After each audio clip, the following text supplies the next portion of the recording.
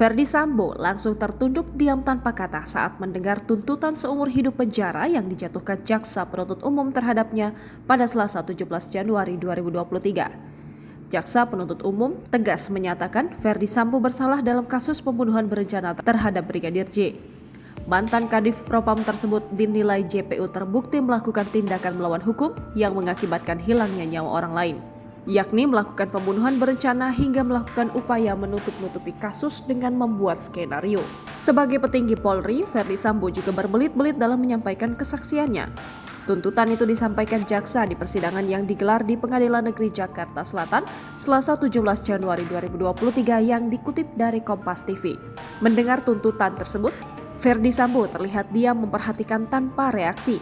Sebagaimana diketahui, beberapa pengakuan soal rekayasa kematian Brigadir J telah disampaikan Ferdy Sambo sebelumnya. Ferdy Sambo, ex-Kadif Propam Polri, mengakui beberapa perbuatannya dalam kasus pembunuhan Brigadir Nofriansyah Joshua Huta Barat alias Brigadir J yang terjadi pada Jumat 8 Juli 2022.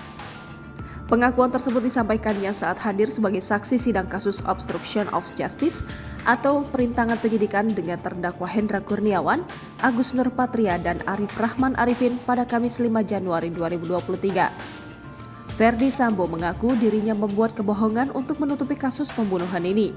Ia mengaku telah berbohong soal adanya peristiwa tembak-menembak yang terjadi di rumahnya di Duren 3, Jakarta Selatan, hingga pada akhirnya dia ditempat khususkan di Makobrimob. Kebohongan lain juga terungkap. Ferdy Sambo mengakui soal skenario pelecehan yang terjadi di Duren 3. Skenario tersebut disampaikannya pada Minggu 8 Agustus 2022.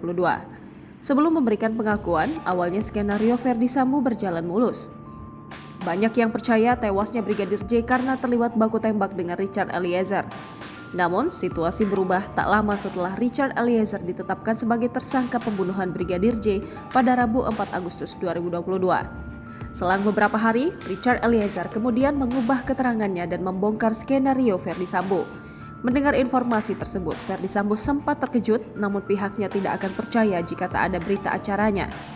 Kamis pagi sekitar pukul 5.00 waktu Indonesia Barat, berita acaranya pun keluar. Ferdy Sambo sempat membacanya dan siap datang untuk bertanggung jawab. Kendati demikian, Ferdy Sambo tak serta-merta mengakui kebohongannya. Mantan Jenderal Bintang 2 Polri tersebut masih berkilah hingga akhirnya dia diperiksa dan dibawa penyidik Polri untuk ditempatkan di tempat khusus. Barulah Ferdy Sambo merasa gentar ketika penyidik mengancam akan menetapkan seluruh orang yang ada di TKP penembakan Brigadir J sebagai tersangka, termasuk istrinya Putri Chandrawati. Akhirnya Ferdy Sambo mengakui skenario kebohongannya bahwa tak ada baku tembak antara Brigadir J dengan Richard.